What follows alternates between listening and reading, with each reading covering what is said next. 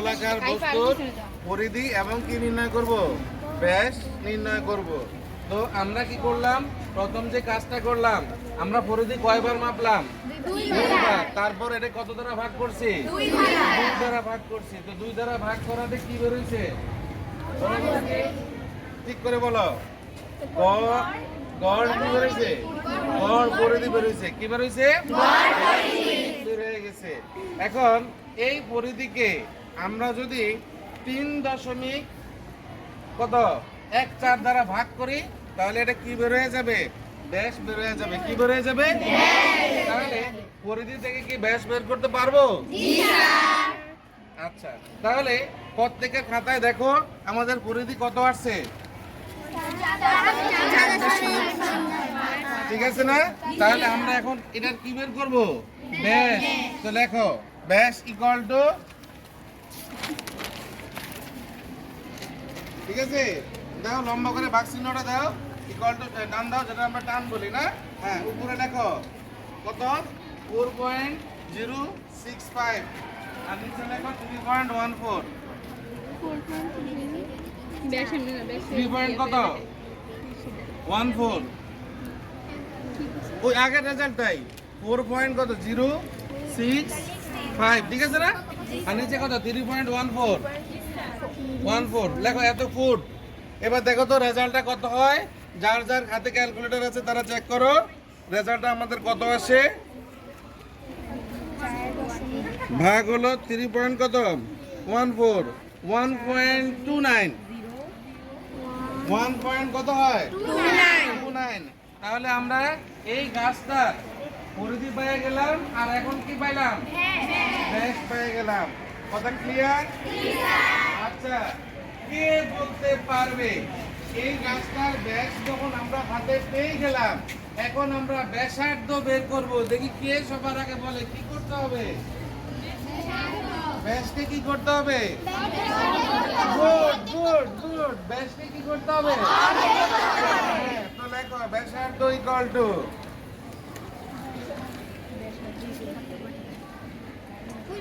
তাহলে 1.29 কে আমরা কি করব, কত দ্বারা ভাগ করব, কত দ্বারা, 2 দ্বারা। লেখো ব্যাসার্ধ ইকুয়াল টু 1.29 ভাগ কত, 2, 0.645, হ্যাঁ 645, এত কি ফুট। প্রত্যেকটা কোন এককে বের করছি আমরা, ফুট এককে। কোন এককে বের করছি, ফুট এককে। বের করছি। সবাই ক্লিয়ার হইছো? জি স্যার। বিষয়টা মাথায় ঢুকছে আমাদের? জি স্যার। আমরা কি বের করে ফেললাম, বের করে ফেললাম, ঠিক আছে না?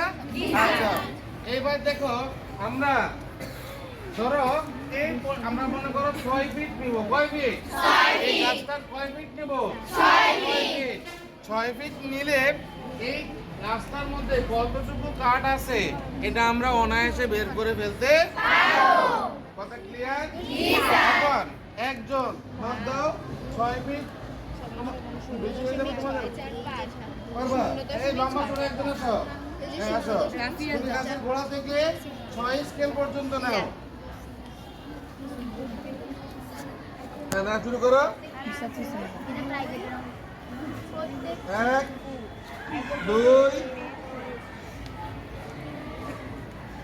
3 4 5, হ্যাঁ আনুমানিক ওই যে যেখানে স্যার টার্গেট দিছিলাম না, তাহলে আনুমানিক এখানে কত, কয় ফিট আছে, 6 ফিট। দেখো উচ্চতা 6 ফিট, ধরো উচ্চতা লেখো, উচ্চতা দেখে লেখো 6 ফিট।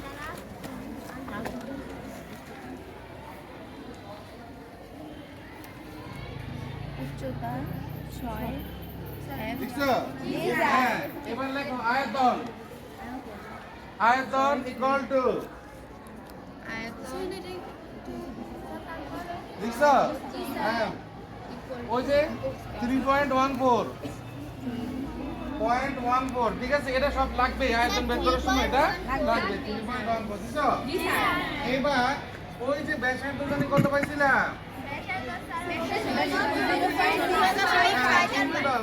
দাও ইনটু দিয়ে লেখো 0.645 স্কয়ার এর উপরে একটা স্কয়ার দাও দিছো আবার ইনটু দাও ইনটু দিছো এবার কয় ফিট জানি হাইট দিছো 6 ফিট লেখো 6 আচ্ছা তাহলে আমাদের রেজাল্ট আমরা বের করি কত ঘনফুট কাঠ এখানে পাবো তাহলে প্রথমে কত 3.14 ইনটু কত জানি 0.645 ইনটু কত 6 তার মানে 12 ঘনফুট 12.15 লেখো 12.15 ঘনফুট 15 ঘনফুট দেখছো তাহলে এই 12.1 এই পর্যন্ত 12.15 ঘনফুট কাঠ এই টুকটার মধ্যে আছে যে এই সাইজটুকুর দাম কত নিবে তোমার 6,000 টাকা থেকে কিছুটা কি বেশি এই যে ইকুয়াল টু ইনটু কত 500 6,076 টাকার মতো আসবে কত